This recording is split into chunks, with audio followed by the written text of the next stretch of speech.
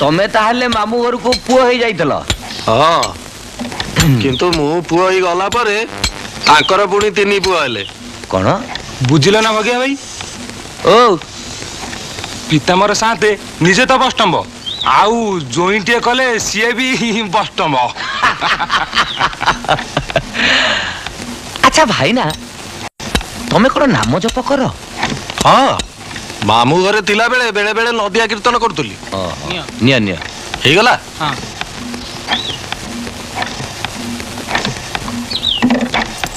ନିଅ, ଯାଉଛି ଭଗିଆ। ହଁ ହଁ।